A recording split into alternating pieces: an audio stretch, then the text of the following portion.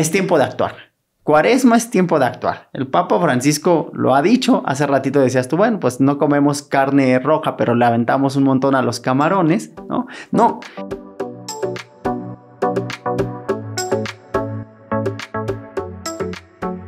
Conocimiento, testimonios, sabiduría y recomendaciones para vivir con plenitud y transformar la sociedad. Formar para transformar. Un podcast de la Universidad Pontificia de México. ¿Qué tal, amigos de su podcast Formar para Transformar? Sean nuevamente bienvenidos a estos momentos de reflexión y diálogo teológico. Vamos a platicar sobre un tema sumamente importante, actual, vigente y necesario. Seguramente ustedes recordarán, estamos iniciando el tiempo de la Cuaresma y seguramente que también ya tenemos ahí algunas nociones claras, pero vamos a dar un paso más. Y para hablar sobre esto, sobre una antropología de la conversión, hoy nos acompaña pues alguien a quien ustedes ya han escuchado, ya han visto en otros momentos, uno de los favoritos de esta sección, el profe Iván Ruiz. Bienvenido, Iván. Muchas gracias, Julio. ¿Cómo estás? Bien, a Dios gracias, aquí, contento de que me invitara nuevamente a compartir con ustedes. No, hombre, pues gracias a ti también por darnos parte de tu tiempo, de tu espacio y de compartir con nosotros, con todos los que nos escuchan, los que nos siguen, este tema tan importante, ¿no? Justo antes de iniciar este podcast hablábamos sobre las constantes condenas a nuestros tiempos, ¿no? Es decir, estamos en tiempos negativos, convulsos. ¿Por qué no hablar de la Cuaresma desde una perspectiva propositiva, ¿no? Positiva. ¿Cómo ves? Sí, mira, es muy interesante porque a veces cuando escuchamos Cuaresma de manera inmediata pensamos como en aflicciones, ¿no? En no comer, en ayunar, quién sabe por qué, pero hay que hacerlo. ¿Por qué? Porque mi mamá o mi abuelita me dijo que habría que ayunar en ciertos días del año. Y de manera inmediata de pronto pensamos en la Cuaresma y con ello toda la idea de la conversión como de manera negativa, ¿no? En el sentido de que si me tengo que convertir, tengo que dejar de ser yo para convertirme en otra cosa o en otro. Y ahí hay un problema como de fondo antropológico, ¿no? ¿Por qué? Porque sin duda yo soy un ser individual y en cuanto a mi ser individual, que claro está en relación, ¿no? Pero que este ser individual tiene sus propias características, ¿no? Y en ese sentido yo no puedo dejar de ser, por ejemplo, Iván, para convertirme en Julio. Claro. ¿No? Y entonces por ahí se pudiera como pervertir la idea de la conversión. No se trata esta idea, al menos en el ámbito católico, no se trataría simplemente de dejar de ser yo para convertirme en otra cosa o en otra persona, porque si no estaría atentando contra mí mismo, ¿no? Entonces, más bien la idea de la conversión tendríamos que verla en función de Dios. Y no porque nuevamente, no porque yo me deje para concentrarme en Dios, porque ese ha sido también uno de los grandes problemas de toda la historia, ¿no? De o elegir a Dios o elegir al hombre. Y escógele porque no hay más. Y no, más bien elegir a Dios es elegir al hombre y elegir al hombre es elegir a Dios. Por eso la idea como también de ver esta cuestión de la conversión, de la penitencia, desde un sentido más antropológico, ¿no? Pues muy bien, me parece muy interesante esto que dices, que ya estás poniendo la joya de la corona prácticamente. Me parece interesante porque efectivamente, ¿no? Sí, en un momento hablaremos de los contextos y demás, pero este tema del ser humano que busca cambiarse, ¿no? Hablamos de esto y tú has mencionado algo muy interesante, la conversión con relación a una persona muy concreta, ¿no? Dios. Pero antes de esto, ¿no? Y mencionabas la antropología. A ver, podemos tener rastros de que el hombre en sí mismo, ¿no? busque redirigir sus pasos. Este hombre, pensemos en una persona que se dice arreligiosa, ¿no? Ateísta. Está este deseo de cambiar, ¿no? ¿Cómo la antropología nos puede ayudar a rastrear esto? Sí, mira, si nosotros nos ponemos a ver netamente en la antropología, nos vamos a dar cuenta de que el hombre está en constante cambio, ¿no? Y ahí recuperando, por ejemplo, a los filósofos griegos, ¿no? Nunca te bañas en el mismo río, claro, por ejemplo, sí. ¿no? Entonces, el hombre en sí mismo va cambiando. Pensemos en la etapa del nacimiento a la niñez, de la niñez a la adolescencia, de la adolescencia a la juventud, y bueno, así sucesivamente. Entonces, el hombre está en un proceso de constante crecimiento y cambio implícitamente. Y por eso nosotros a cada día vamos cambiando, vamos modificándonos. Aquí el punto es que antropológicamente hablando, cambiamos, pero no dejamos de ser nosotros. Entonces, me parece que por ahí tendríamos que jalonar desde la antropología, jalonar la idea de la conversión ya en un sentido cristiano teológico. Porque como te decía, no se trata de que cambiemos para dejar de ser nosotros, sino con lo que somos, entonces sí cambiar. Pero aquí el punto es, ¿cambiar qué? Claro. ¿No? Y entonces ahí sí sería, pues bueno, cuando nosotros pasamos de la niñez a la adolescencia, necesitamos cambiar, por ejemplo, por poner un ejemplo muy rápido, de ropa, porque ya la ropa ya no nos ajusta. Claro. ¿No? Entonces necesitamos cambiar de ropa para que podamos seguir vistiéndonos, ¿no? Nos cambia, por ejemplo, el tono de voz, pero no deja de ser nuestra voz. Entonces, ahí está el punto en que necesitamos modificar, pero en el sentido de ir mejorando. Porque si no, iríamos como los cangrejos, ¿no? Cambiando, pero para atrás no tiene sentido. Claro. Y entonces por eso el hombre, en esta idea del cambio, tendría que asumir su conversión, pero desde lo que yo soy, ¿no? En función de seguir siendo yo, pero ser una mejor versión de mí mismo, ¿no? Antropológicamente hablando, por ahí estaría, me parece, la situación. Ok, fíjate que pienso en algo y me gustaría que profundicemos en el tema de la antropología como tal, como disciplina, como ciencia, antes de ser una ciencia teológica, una disciplina teológica como tal. Porque hoy por hoy vamos predicando, a propósito de estos tiempos convulsos de la posmodernidad, ¿no? Como estos enigmas, estas posturas psicológicas de no tienes que convertirte así como eres, así eres perfecto, y casi como anular todo proceso de revisión interna de mi vida, ¿no? Es como de, pues este soy yo y eso no me determina. Y entonces vamos justificando lo que somos. Y creo que lo has dicho muy bien, ¿no? La antropología aquí tiene un campo grande de reflexión. Y entonces seguramente que a quienes nos escuchan y a mí nos gustaría como, ¿qué tiene que decir? ¿Qué es la antropología? ¿Y qué tiene que decir ante esta diversidad de respuestas frente al ser humano? Sí, el término en sí mismo antropología pues es muy complejo porque es un término equívoco. ¿En qué sentido equívoco? En que dependiendo desde qué dimensión propia se esté abordando la antropología. Porque por el solo término, pues antropología es el discurso, el estudio, el decir algo sobre el hombre. Pero así podemos decir algo del hombre, por ejemplo, desde la medicina, desde la filosofía, desde la sociología o desde la teología.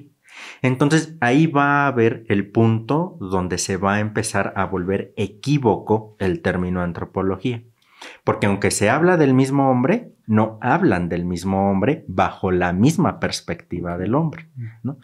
Entonces, ¿qué es lo que va a ser característica a la antropología teológica en esto? En que va a hablar del hombre, pero desde el dato revelado. Es decir, el teólogo, cuando aborda la antropología teológica, va a decir, el hombre debería de ser esto, pero no porque el teólogo se le haya ocurrido, sino porque rastrea desde el dato revelado, desde la escritura, la tradición, el magisterio de la iglesia, quién es el hombre. Y ya desde aquí es algo importante, porque no se pregunta el qué, como si fuera una cosa, claro, sino el quién, a manera personal. Y entonces, ¿cuál va a ser lo diferente de la antropología teológica respecto de cualquier otra antropología? Que vamos a hablar del hombre desde el dato revelado. En otras palabras, desde cómo nos ve Dios a nosotros. Él, en ese sentido, sería la imagen de Dios, ¿no? Esa sería como la característica propia de la antropología teológica. Hablamos del hombre, pero desde Dios. Ok, y entonces esta antropología, ¿no?, ya ofrece, podríamos ver dos caminos, ¿no? Uno es como un camino sesgado. Bueno, si lo vamos a hablar desde Dios, pues así que chiste, ¿no? Casi como a meme. Pero también ya desde un paradigma que nos ofrece un puerto seguro de llegada, ¿no? El hombre en relación con Dios. ¿no? Ahora, este hombre que camina en la historia, este hombre concreto que está constituido por su mente, por su voluntad, por una corporeidad, ¿no? ¿Por qué este hombre, Iván, crees, tiene necesidad de conversión? Sí, aquí en primera instancia seguir con tu comentario, ahondando un poquito en antropología teológica para partir desde ahí, porque la antropología teológica se suele dividir en fundamental y en especial. Okay. Y cuando hablamos de la fundamental, normalmente se suele hablar sobre la creación y de la creación el hombre, y ya el marco amplio es el hombre en cuanto a su constitución. Entonces, ¿qué es el hombre? O mejor dicho, como te decía, ¿quién es el hombre? Sus constitutivos, alma, cuerpo, no como yuxtapuestos, ¿no? Y ahí simplemente, sino haciendo mención de pues toda la antropología hebrea, el hombre es todo el cuerpo, el hombre es todo el alma. Y no se trata de dos cosas que quién sabe cuándo, en qué momento se juntaron y ya salió el hombre, ¿no? Entonces, esa es la antropología fundamental, la constitución del hombre, o en general de la creación, particularmente del hombre. Y cuando se habla de antropología especial, se habla entonces de cómo este hombre, ya dijimos cómo está constituido, quién es, ahora este hombre, cómo se relaciona con su creador. Y entonces por eso te digo que ya la antropología teológica habla del hombre, pero desde el dato revelado. Porque en este caso ya se dijo el hombre está constituido de tal manera, es esto, etcétera, etcétera. Ahora, esta creación muy, muy particular, ¿cómo se relaciona con su creador? Y entonces aquí ya viene el tema de la gracia. Fundamental no solo en la antropología teológica, sino en toda la teología. Y aquí muy a propósito como de nuestro tema eje, ¿no? Que es la idea de la conversión. Porque, como te decía en un principio, cuando hablamos de la conversión, casi de manera inmediata pensamos en convertirnos en otra cosa, ¿no? Sí, sí. Como si de manera inmediata yo fuera malo y me tengo que hacer bueno o convertir en algo que no soy yo. Y en el fondo está una perspectiva que ha marcado muchísimo la teología de Occidente, que es el pecado, ¿no?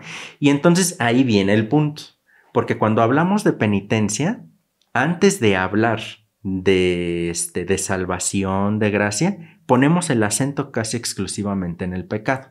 Y entonces, ¿por qué me tengo que convertir? Porque soy pecador.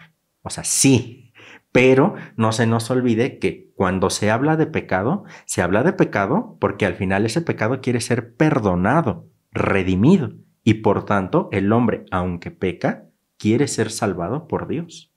Y en ese sentido, la penitencia, la cuaresma, no tendría que ir en función del pecado, sino de la gracia, de la salvación, de la relación con Dios. Porque pues no se nos olvide, la cuaresma solamente es un preparativo para la Pascua. En ese sentido, pues no tendría mucho sentido o razón de ser la cuaresma si no nos hablaran después de Pascua, ¿no? Entonces, por eso ahí tener cuidado de que en este tiempo de cuaresma que vamos a iniciar, o que estamos iniciando, no se ponga el acento sin más en el pecado. Claro que tampoco podemos taparnos la mirada frente al pecado. No estoy diciendo eso, sino simplemente que nuestro centro no es el pecado, es la gracia. Por supuesto que el hombre peca, pero se habla de pecado en función de la salvación, no la salvación en función del pecado. Si nosotros nos vamos, por ejemplo, al relato del Génesis, con todo lo simbólico que tiene este mismo relato, nos damos cuenta que la idea de pecado o de mal es un momento segundo. En la creación primera no aparece el mal. Por tanto, si el mal viene en un momento segundo, con la idea simbólica o simbolizada en la serpiente, es un momento segundo. Por tanto, si es un momento segundo, es agregado. Y si es agregado, no es parte de la creación original. Y si no es parte de la creación original, puede ser contrarrestado.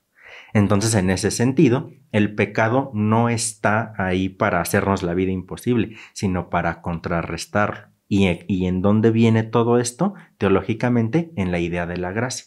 Porque la gracia no es algo que se nos da así sin más, sino es la relación directa que Dios tiene con el hombre, ¿no? Y aquí me gustaría rescatar una expresión muy padre de Walter Casper, que hablando sobre la penitencia o la conversión, él dice que es un doble cambio de mirada. Dios, que mira al pecador de una manera libre y gratuita, y el hombre que voltea la mirada a Dios también de una manera libre, pero responsable. Y ahí está. El pecado nos tendría que hacer responsable.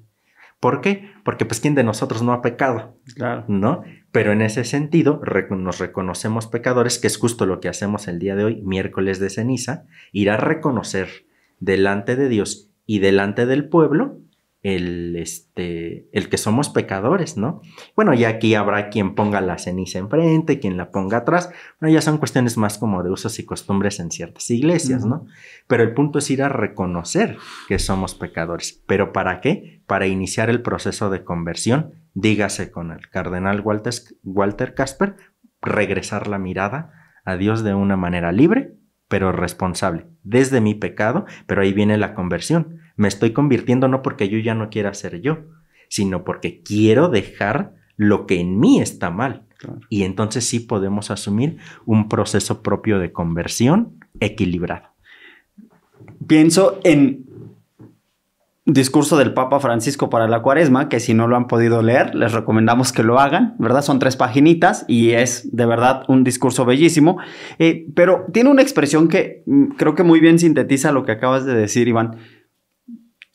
Este tiempo de conversión es un tiempo para detenerse, detener la mirada en uno, por supuesto, en el hombre concreto, en quién soy, en cómo estoy relacionándome con Dios, ¿no? Más allá de mi pecado, porque el pecado no me determina, ¿no? Pero él dice algo muy bello, es volver a la mirada al primer amor, ¿no? Y en su expresión, en una frase dice, el desierto, la cuaresma es camino a la libertad, ¿no? Creo que aquí es donde vinculamos la antropología, ¿no? El hombre que busca ser libre. Llámese libre de sus pensamientos, llámese libre de sus vicios, llámese libre de estas actitudes, de estas acciones que no le permiten inclusive estar en paz consigo mismo, ¿no? Y entonces acá lo vinculamos con algo que con otra disciplina, pienso en la teología moral, pero también en la espiritualidad. No se busca convertir solo nada más pues, para ser otro personaje más, ¿no? Hay una persona muy concreta, ¿no? Y entonces ahorita vamos a entrar ya a la teología propiamente de este tema, pero me recordabas lo que dice San Agustín en su sermón a propósito de las tentaciones, que se lee el domingo que viene, y habla es que a veces vemos que Jesús fue tentado, pero se nos olvida que Jesús venció la tentación, ¿no? Otra vez, como quedándonos solo en la concupiscencia. Ya los padres de la iglesia decían un poco el tema de, pues no tenemos que entender la concupiscencia como la tendencia al pecado únicamente, ¿no? Es que tiendo al pecado, no, sino como, lo llamaban como esta lucha ad agonem, ¿no? Hacia arriba, hacia fortalecer, hacia estar más en relación con Dios. Y entonces de aquí viene mi pregunta, Iván, ¿cómo entendemos este binomio conversión-gracia? Hablabas de la gracia como esta relación del hombre con Dios. Y el Papa dice que la Cuaresma es un tiempo de gracia. Y entonces seguramente que nuestros espectadores y yo queremos que nos expliques, por favor, cómo entendemos la gracia y cuál es su relación con la conversión. Sí, igual partiendo un poco de la teología antropológica fundamental y de la especial, ya dijimos, es este hombre el que está constituido, ¿no? Sí, sí. Y el hombre en cuanto constituido tiene la capacidad de alteridad, es decir, de relacionarse con un otro, con un tú, primeramente en minúscula, y no digo primeramente porque Dios sea secundario, ¿no? Sino que está aquí de manera inmediata, vamos. Claro. Pero también esta misma alteridad justamente es la que nos hace abrirnos a la trascendencia o a lo espiritual, ¿no? Y desde aquí entonces nosotros cristianamente le llamamos el Dios de Jesús, ¿no? Y entonces es con quien nos relacionamos o intentamos relacionarnos. Y como te decía, la gracia que es, no es algo que se da, se quita o se pone, no es una cosa. La gracia es la relación misma que Dios quiere mantener con el hombre. Y entonces aquí ya vendrá un segundo momento, ¿verdad? Que el hombre quiera responderle a Dios, que ya ese es, bueno, otro asunto, otro tema, otro tema. podcast. Exacto. Pero bueno, aquí en primera instancia, que es esta gracia, que es este Dios que se quiere relacionar con el hombre. Y entonces, si nosotros regresamos a esta idea del cardenal Walter Casper en el cambio de miradas, entonces vemos por qué la Cuaresma es un tiempo de gracia. porque toda la Cuaresma nos invita a pensar en esta idea de penitencia, etcétera, pero de penitencia en función, como te digo, de ir mejorando, de ir dejando lo malo de Iván para concentrarme más bien en lo bueno de Iván. ¿Por qué? Porque la gracia, es decir, esta relación que Dios quiere tener conmigo, me ilumina a mí mismo y me dice, oye, creo que esto que aparentemente está aquí me parece que no es lo mejor para nuestra relación Dios-yo. Entonces, fíjate qué interesante, porque toda la Cuaresma, pensando en este sentido de conversión y penitencia, en un cambio de mirada, entonces estamos hablando de que toda la Cuaresma es un diálogo fuerte e íntimo con Dios, claro, ¿no? En el cual yo me pueda sentar a platicar con Dios y que Dios me diga, ¿verdad? Creo que aquí estás mal, o sea, puedes modificar esto, etcétera, en este proceso de conversión. Y que por eso pues es como muy antropológico, ¿no? Porque cuando nosotros tenemos un amigo, una amistad, los esposos, los novios, etcétera, se modifican ellos mismos, ¿no? Y cuántos testimonios no hemos escuchado, por ejemplo, de que la esposa fue signo de conversión para el esposo. Porque el esposo hacía 1, 2, 3, etcétera, etcétera, etcétera. Y de alguna u otra manera la esposa fue la que logra convertir al esposo para que sea responsable, etcétera, etcétera, ¿no? Y viceversa, ¿no? Entonces, por eso la conversión en sí mismo es netamente antropológica, porque pues es el hombre quien se convierte, ¿no? Y te digo, ya en relaciones interpersonales, pues nosotros mismos nos vamos convirtiendo. Y aquí también desde lo antropológico algo fundamental, porque te decía, ¿no? En mi conversión, yo, Iván, no voy a ser Julio. Tengo yo que convertirme con lo que soy. Pero si soy bueno, en mejor. Y si soy malo, pues en bueno, ¿no? En esta idea. Y por eso de ahí que tengamos que entender que no hay una separación entre antropología o el hombre o la dimensión humana y lo espiritual. ¿No? Porque si no, entonces ahí vamos entrando en que lo espiritual del hombre es lo que tengo que rescatar, lo que tengo que privilegiar, lo que tengo que hacer, y dejamos lo netamente humano opacado o incluso malo. Y es ahí donde tendríamos que apuntar el verdadero sentido de todas las penitencias. Oye, y veo lo importante que es comprender esto, porque determina nuestra relación con Dios. O sea, es que si ponemos el acento en el pecado, y tiene mucho sentido lo que dice el Evangelio a propósito de las prácticas de Cuaresma, de las que hablaremos en un ratito, ¿no? La oración, el ayuno, la misericordia. Pero si brotan desde esta mirada de pecado, ¿no? Claro, tiene sentido la cara triste que Jesús señala, ¿no? Tiene sentido que diga, pues sí, es que estoy viendo que estoy hecho pues casi un bote de desperdicios, ¿no? Pero cuando se ve desde la oportunidad de vincularse con el amor, ¿no?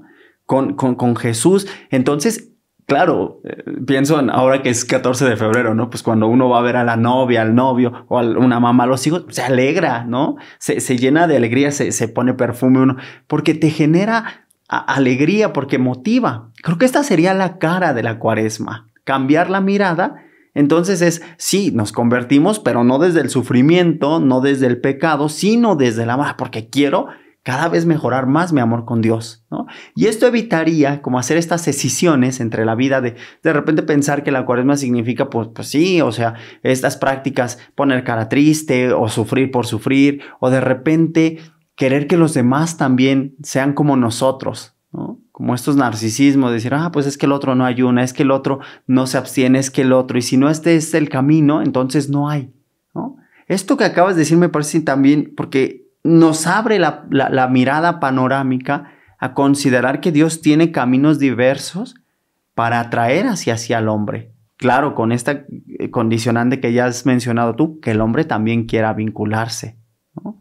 Entonces, creo que esto es importante destacarlo, y también el hecho de estas patologías antropológicas. Con eso me gustaría que cerráramos este segmento, Iván, de cómo podemos malinterpretar la conversión, ¿no? Como pensar que convertirnos es dejo de comer, pero eso no cae en una actitud de vida diferente, ¿no? O las típicas expresiones de, pues yo sí como carne para no comer prójimo, ¿no? O sea, como que esto, ¿qué nos dices tú de esto? Sí, aquí por eso te decía un poquito como no simplemente separar la dimensión antropológica, claro, o lo que es el hombre constitutivamente hablando, de la dimensión teológica o espiritual, ¿no? Porque si es bajo este sentido, entonces por eso sí va a tener, bajo esta lógica, va a tener sentido el mortificar el cuerpo, ¿no? ¿Por qué? Porque a final de cuentas, bajo esta lógica, ¿qué es lo importante? Rescatar lo espiritual. Rescatar la relación con Dios, claro, que lo malo de esta visión está en que se hace en abstracto, ¿no? Y por el otro lado estaría la perspectiva más bien de encontrarle un sentido verdadero a todas las prácticas penitenciales. ¿Por qué? Porque si se deja de comer, por ejemplo, el día de hoy miércoles ayuno, ¿no? El día Viernes Santo también se nos pide el ayuno, pero no es simplemente porque despreciemos nuestra condición humana. Eso es absurdo, claro, ¿no? Yo no puedo despreciar lo que soy, ¿me entiendes? ¿No? Y si en todo caso esto, ¿qué sentido tuvo la encarnación? Claro. Si hay que despreciar la carne o el cuerpo, o la corporeidad si quieres, ¿qué sentido tiene que el verbo se hubiera encarnado si esta es mala? Y en todo caso, si en algún momento hubiese sido mala, en la encarnación queda redimida. En si hubiese, ¿no? En el supuesto. Claro. Entonces, por eso, no podemos decir que ahora en las prácticas cuaresmales, penitenciales y demás, tenga yo que subsumir mi condición humana o como estar ahí como cuchillito de palo con mi condición humana para rescatar la condición espiritual. Seamos realistas, antes que cristianos, somos humanos. Y si yo no tengo mi dimensión humana bien puesta, antropología, olvídate de ser un buen cristiano. Claro. ¿No? Porque entonces no cabría la posibilidad de ser buen cristiano si yo humanamente no estoy bien. Claro. Y por eso las penitencias no son simplemente privarse de algo, sea de comida, de refresco o de cualquier otra cosa, ¿no? Sino qué sentido le damos a esta privación de lo que sea. Claro. ¿No? Entonces ahí estaría cómo la cuaresma se convierte nuevamente en un tiempo de conversión de algo bueno en mejor o de algo no bueno en algo bueno, pero que no vamos a dejar de ser nosotros.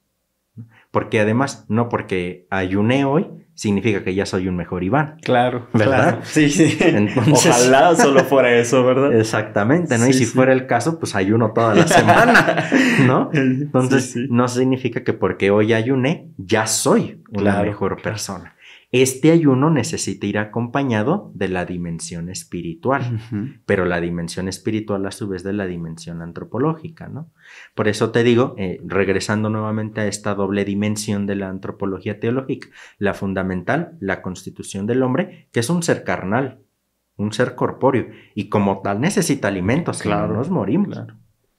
La relación de alteridad que tenemos y la libertad, ¿no? Porque a mí, por ejemplo, nadie me obligó a venir aquí, ¿no? A compartir con ustedes en mi total libertad, en la alteridad, ¿no? ¿Y cómo voy a estar hablando si no es con este cuerpo? Claro. ¿No?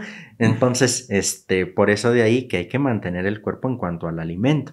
Si en algún momento queremos privarnos de él, como la iglesia nos los pide determinados días, está bien, no está mal.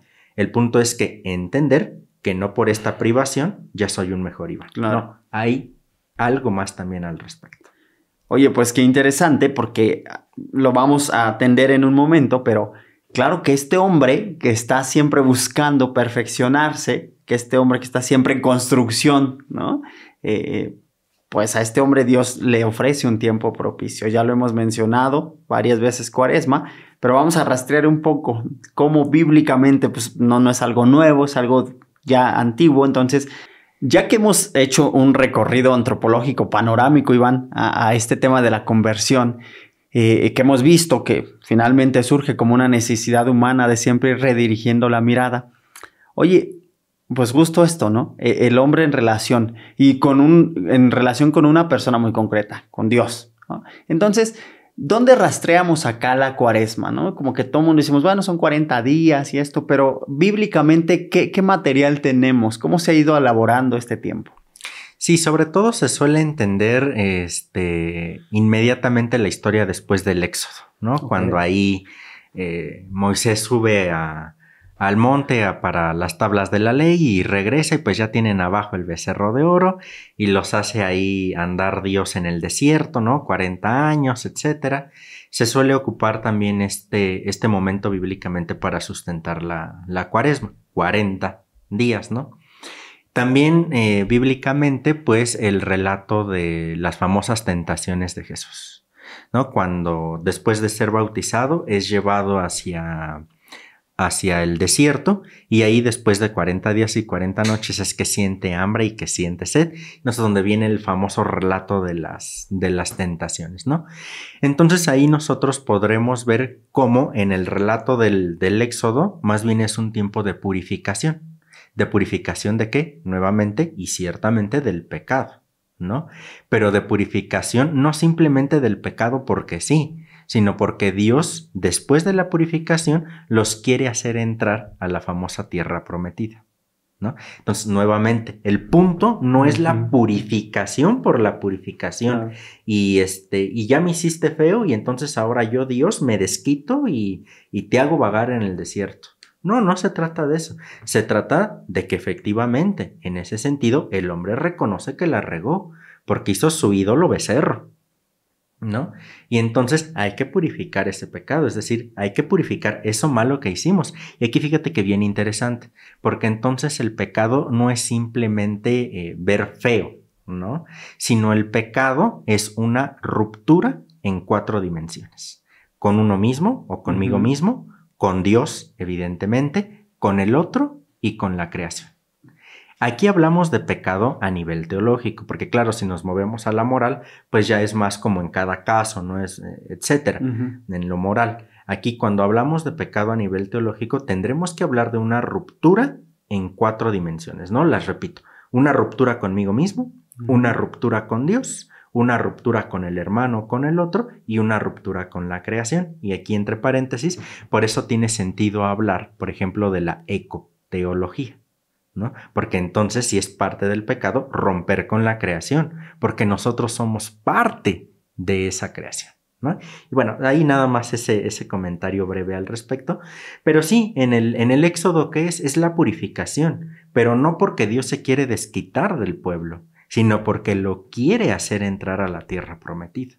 ¿Y cómo va a entrar a la tierra prometida? Manchado de idolatría. Porque la idolatría es tomar por Dios, o mejor dicho, falso Dios, a alguien que no lo es. Entonces, ¿cómo va a entrar a la tierra prometida el pueblo de Israel con un falso Dios? Cuando la tierra prometida es del auténtico Dios. Entonces estamos hablando de un tiempo de purificación, sí, del pecado, pero nuevamente en función de un regalo o de un don de Dios. En este caso, la tierra prometida.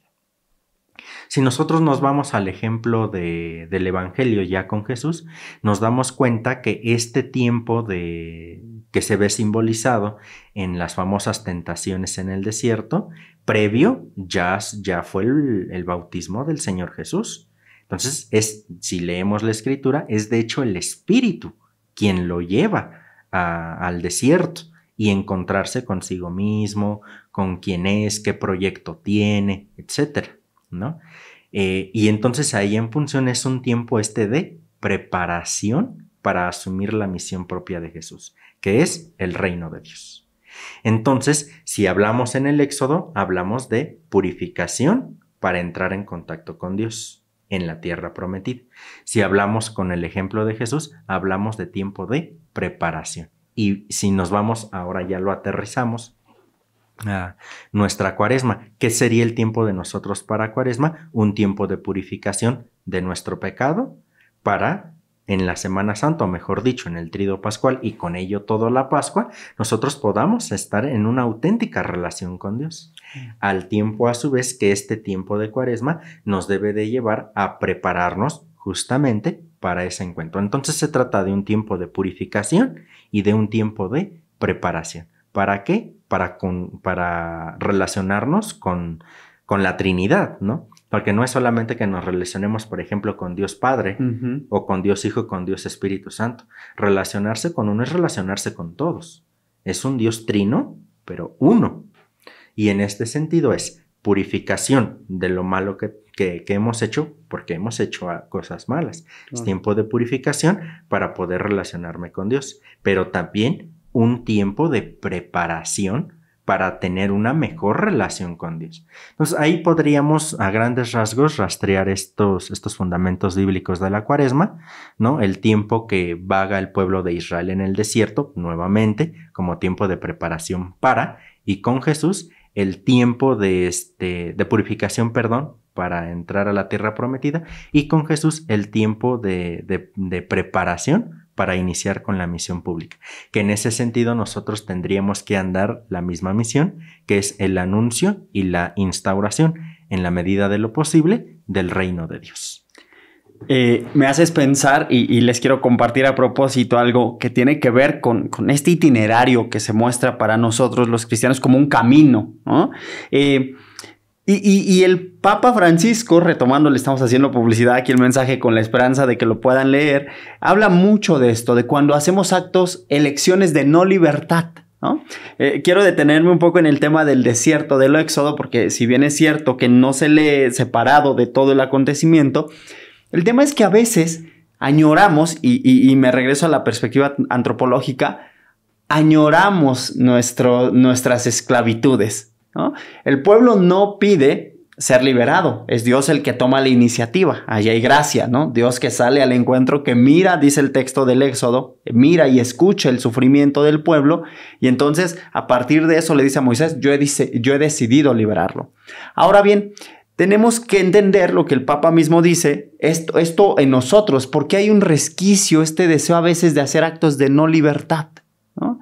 Seguimos, hay un pasaje en el Éxodo donde el pueblo dice, nos hubieran dejado en el desierto, ahí con el faraón estábamos, al menos teníamos que comer. Puede pasar que en nuestro itinerario de conversión, Iván, queramos regresar a nuestras esclavitudes. Tú lo llamabas idolatrías, ¿no? Antropológicamente, ¿cuáles son hoy entonces estas idolatrías, estas esclavitudes, estas elecciones de no libertad? Sí, justamente es eso lo que nos llevaría a no ser auténticamente nosotros mismos, ¿no? Porque si decíamos entonces la conversión es esta idea de sí transformarnos, pero no transformarnos en el sentido de dejar de ser simplemente yo para ser alguien más u otra cosa, sino con todo lo que soy yo, pues entonces habría que rescatar ese fanjo que tenemos como seres humanos desde justamente lo que no nos deja ser nosotros mismos, ¿no? Y bueno, aquí es te respondo y no te respondo, ¿verdad? ¿Por qué? Porque pues ya uno sabe cuál es el lodito que viene cargando, ¿no? Entonces, dependiendo de lo que a mí no me hace ser yo, pues es lo que tendría yo que dejar para poder ser auténticamente yo. Y aquí, como tú bien lo dices, ¿no? Porque si no, entonces caemos en prácticas que son impuestas. ¿Por quién? Claro. Por la iglesia. ¿Y para qué ayuno? ¿Quién sabe? Pero la iglesia me dice que tengo que ayunar. Y entonces, en ese sentido, que válgase la redundancia, ¿qué sentido tiene ayunar cuando yo no sé ni para qué estoy ayunando? Claro. ¿No? Más aún porque ¿cuántas veces nos ha pasado, o a quienes nos están viendo, que por levantarse tarde, dedicarse a otra cosa, etcétera, ya salen sin desayunar de su casa? Y en el trabajo ya no tienen oportunidad de comer nada hasta la hora de comida. Entonces, ¿qué de diferente hace el ayuno de miércoles de ceniza y viernes santo al ayuno que quizás hacemos 2 o 3 veces a la semana por falta de tiempo? Claro. ¿No? Entonces, el punto no está simplemente en ayunar. Con esto no estoy diciendo que está mal ayunar, claro, ¿no? Simplemente estoy diciendo hay que darle el sentido correcto y auténtico al ayuno que nos pide la iglesia, ¿no? Que en este sentido es yo quitarme el pan de la boca, pero para compartirlo con quien no tiene, ¿no? Porque resultaría irónico y hasta en sentido de burla que yo me quite el pan de la boca un solo día y que con eso ya me sienta yo el mejor Iván de mi tiempo a las personas que no tienen que comer. Claro. Si el punto fuera ayunar o no comer, en las calles hay un montón de santos, ¿no? Claro, si fuera ese el punto. Entonces aquí no se trata simplemente de privarme, sino de eso que me he privado entonces poder compartirlo. Porque además el cristiano se ha hecho como muy mañoso en este sentido, ¿no? Porque con la idea de que los viernes no se come carne roja, entonces, ¿qué se dice? Pues entonces vamos a comer pescado. Un pescadito. ¿No? Tú sabes en cuánto está el pescado, claro, los camarones, etcétera. Y más en este tiempo de Cuaresma, ¿no? Si se va al mercado o al supermercado, ya están ahí promocionando los atunes y demás, ¿no? Claro. Y le suben de precio. ¿Por qué? Porque no se come carne. ¿Quién sabe por qué? Pero no se come carne roja y entonces hay que suplirlo con el pescado, claro. ¿no? Sí, sí. Pero en realidad, ya bajo esta perspectiva, se gasta más en el pescado que comprar un kilo de carne, ¿no? Sí, sí. Y entonces, nuevamente, ¿dónde está el sentido de la abstinencia? Si es abstenerme de carne, ok, está bien. Pero esa abstinencia, ¿qué me va a llevar a compartir? Claro. ¿No? Ahí me parece está el punto y el sentido ahora de estas penitencias en el sentido de conversión en nuestra Cuaresma, ¿no? Insisto, con ello no estoy diciendo que comamos carne todos los viernes de Cuaresma o que no ayunemos, no. Hay que hacerlo, ¿no? Porque es parte de lo que nos hace identidad en el cristianismo, pero hay que hacerlo con sentido, no nada más hacerlo porque se me dijo desde fuera. En este mismo tenor, entonces quiero puntualizar esto que has dicho porque creo que nos puede ofrecer un criterio muy claro.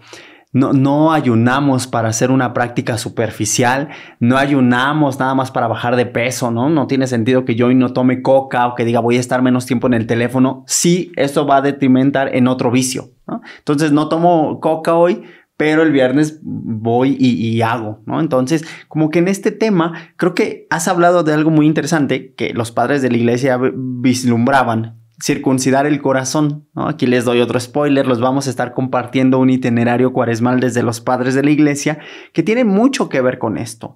Las prácticas exteriores ayudan si son manifestación de un encuentro interior, no al revés, ¿no? O sea, no se trata de un ayuno intermitente, ¿no? No se trata solamente de pues voy a estar ahora 3 horas en la capilla, solo por obligación, sino que esto vaya, que exteriorice una actitud interior, una disposición interior. Y entonces es tiempo de actuar. Cuaresma es tiempo de actuar. El Papa Francisco lo ha dicho. Hace ratito decías tú, bueno, pues no comemos carne roja, pero le aventamos un montón a los camarones, ¿no? No, también mencionabas que nos tiene que hacer revitalizar, analizar estas relaciones conmigo, con el otro, con la creación y por supuesto que en ellas a Dios, ¿no? Entonces, dice el Papa en su mensaje, actuar también es detenerse. Y aquí es donde me gustaría, Iván, que nos compartas qué rollo con las prácticas de misericordia, con las prácticas cuaresmales que se van haciendo desde una visión antropológica. Sí, tú justo lo dijiste ahorita, ¿no? Más bien estas prácticas penitenciales o de Cuaresma justo me parece tendrían que ser prácticas de misericordia, ¿no? ¿Por qué? Porque, por ejemplo, hablamos ya ahorita de la abstención de carne o del ayuno, ¿no? Pero si nosotros lo pasamos al siglo XXI, a nuestra época, esta idea de abstenernos con lo que no me deja ser yo, ¿no? Por ejemplo, podremos pensar, en las noches yo creo que todos vemos celular y redes sociales, ¿no? Al menos la mayoría hacemos eso. Claro. ¿Cuál podría ser una práctica penitencial ahora? Pues bueno, si en las noches yo le dedicaba 1 hora a redes sociales, aunque decía 5 minutos, ya cuando me daba cuenta ya era 1 hora, ¿no? Entonces, ¿cuál podría ser una de estas? Pues ya no dedicar ese tiempo a cualquier red social. Pero si en lugar de este tiempo o esta hora que entre comillas tengo libre, en lugar de dedicarla a cualquier red social, me paso a cualquier plataforma de streaming, claro, pues entonces, ¿qué sentido tiene? Claro, ¿no? Claro. Cuando entonces, si yo dejo esta hora libre que dedicaba a las redes sociales, entonces tendría que ser para ir al contacto con el hermano, para hacer algo que verdaderamente acabe con el hambre, que verdaderamente acabe con la pobreza. Y ojo, con esto no estoy diciendo como a gran escala, ¿verdad? Porque eso es muy, muy complejo, ¿no? Pero sí que acabe con el hambre y la pobreza de quien tenemos de manera directa. Claro. ¿No? Tampoco se trata de ser una actitud providencialista, ¿no? pero sí en la medida de lo posible de ayunar. Por eso hablamos de que estas prácticas de misericordia no tendrían que ser solo 40 días, tendrían que ser la tónica del cristiano, ¿no? Pero entonces todo va a ir en función, ¿no? de qué sentido le vamos dando a esto. Porque si yo toda la semana no ayuno, si toda la semana ayuno y la iglesia me dice ayuna ciertos días, pues lo hago, o sea... Sí, claro, no me cuesta trabajo ya, exacto, no hay mayor rollo, es lo habitual que hago. Pero por eso el punto no está simplemente en ayunar, ¿no? Sino estoy ayunando, pero en función de otra cosa. Y nuevamente, ¿no? No es el pecado, sino el fin. No es la penitencia, sino el para qué estoy haciendo la penitencia, ¿no? Y así como hace un momento, ¿no? Hablábamos de los lodos personales, pues así uno sabe, ¿verdad? ¿Qué penitencia puede hacer? Robarle tiempo a eso para dedicárselo a otra cosa, ¿no? Que sobre todo tendría que ver justamente, y tú bien lo apuntaste, con las obras de misericordia, ¿no? Porque incluso si yo toda la cuaresma dejo esta hora de redes sociales y me voy, por ejemplo, delante del Santísimo toda la cuaresma, está bien, ¿no? En ese sentido. Pero el punto es, ¿y además qué? Claro. ¿No? ¿Por qué? Porque no se trata simplemente de estar delante del Señor. Por supuesto que es nuestra fortaleza y el sentido primario. Pero si eso no lo logramos exteriorizar, como tú hace un momento decías, pues entonces nos quedamos en un cristianismo sumamente intimista. ¿Y qué sentido tiene? Claro. ¿No? Y entonces, en todo este tiempo de preparación, sea la práctica que nosotros querramos ocupar, y por eso pues aquí cada quien tendría que ocupar o más bien vislumbrar cuál sería su práctica penitencial. No tomar refresco, no ir a las hamburguesas, qué sé yo, ¿no? Cigarrito. Las redes sociales. Exacto, ¿no? ¿no? Decir algo, ¿verdad? Aquí ya pues cada quien que se apriete como pueda y quiera, ¿no? En ese sentido, ¿no? Pero sí el punto es el sentido y el fin, que es para tener una mejor relación con Dios y con el hermano. Y regresando a la idea teológica de pecado, volver a recobrar la dimensión conmigo mismo, con Dios, con la creación y con el otro.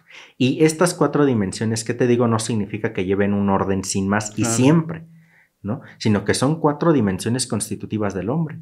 Y en ese sentido, en algunos momentos estaremos mejor en una dimensión que en otra, pero que las 4 son el marco.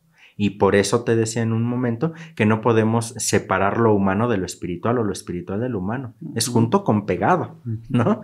Pero sí, evidentemente necesitamos arrancar de lo antropológico o de lo humano, porque si no, no podremos llegar a lo espiritual. Claro. Entonces, por eso, reconocer humanamente qué es lo que me dificulta ser auténticamente yo y ahí atacar o ver nuestra práctica penitencial y en función de eso entender, me estoy privando de esto, pero para relacionarme con Dios, con el hermano, con la creación y vamos, con nosotros mismos, ¿no?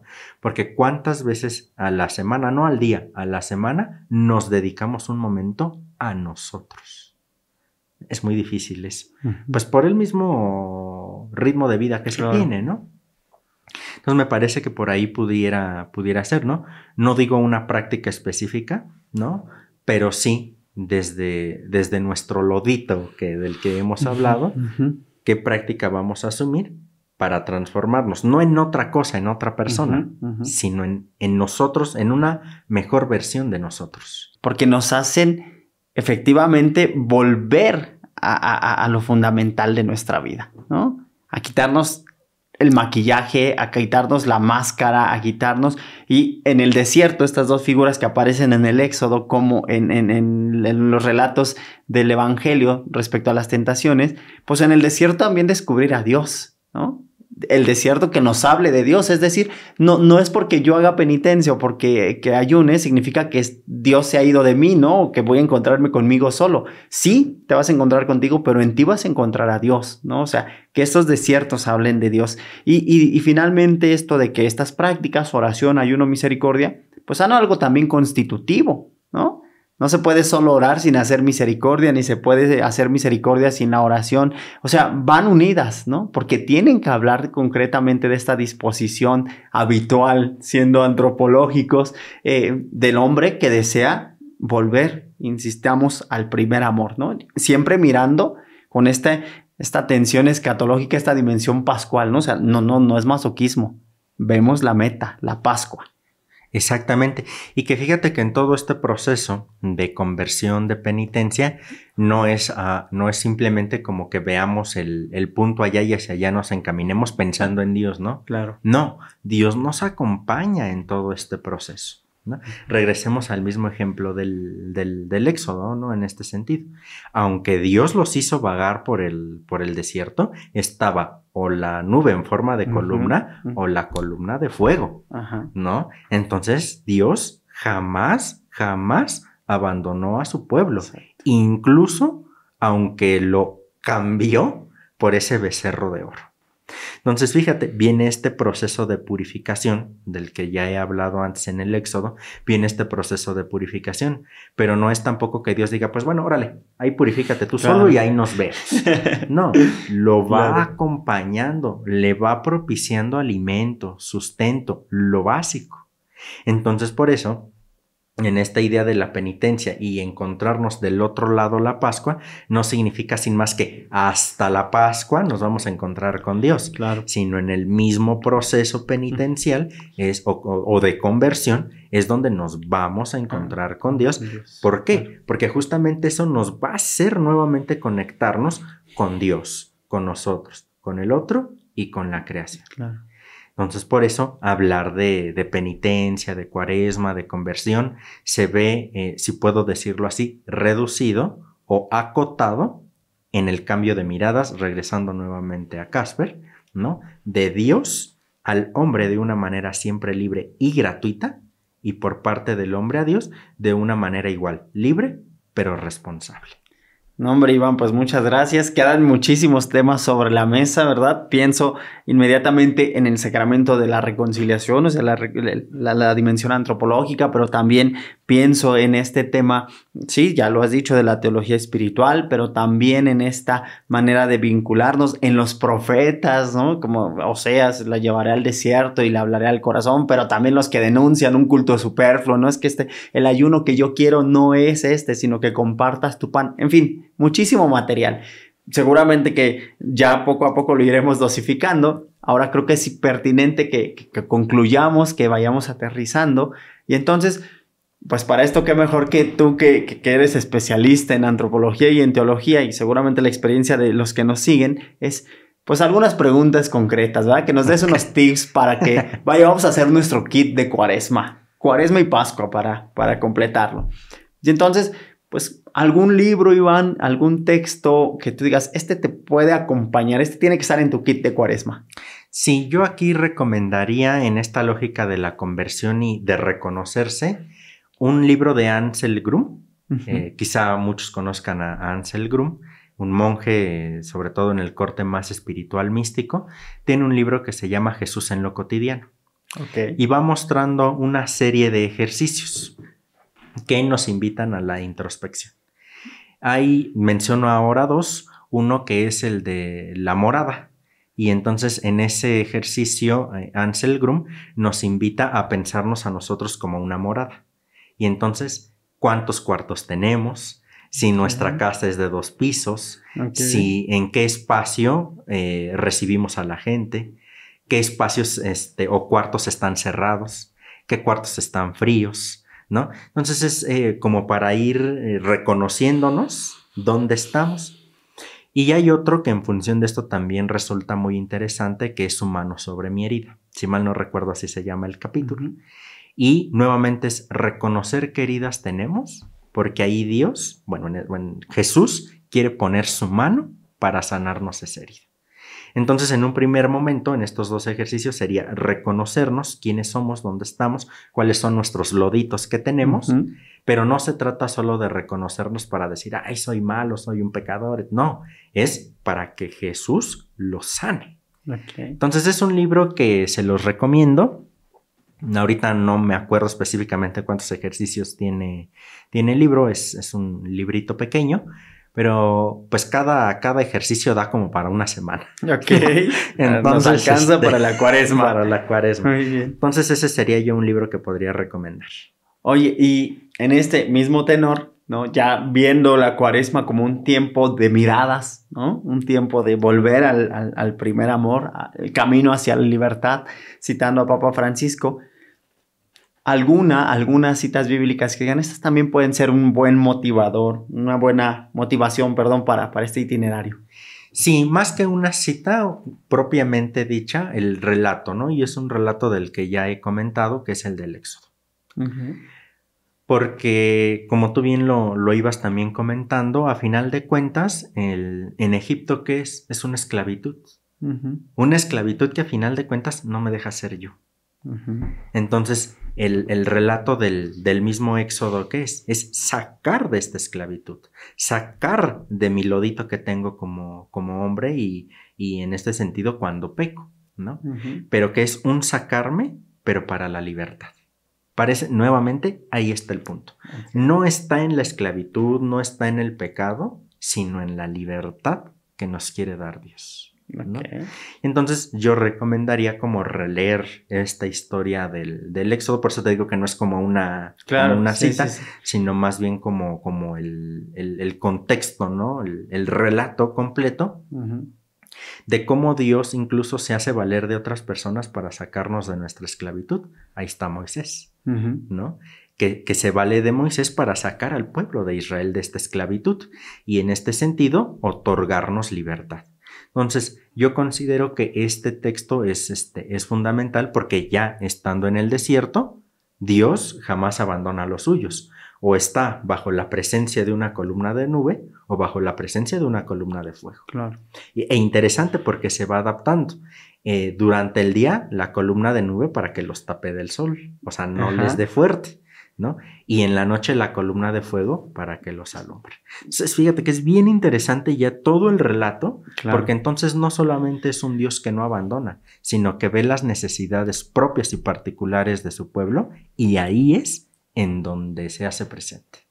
No, hombre, Iván, pues muchas gracias. De verdad, agradecemos tu tiempo, tu disposición, todo el contenido que ojalá sea de verdad fructífero para que podamos hacer este itinerario, este camino hacia la libertad, ¿no? Que sea un tiempo propicio para revisar nuestra existencia como discípulos, ¿no? Como discípulos profundamente amados y profundamente acompañados.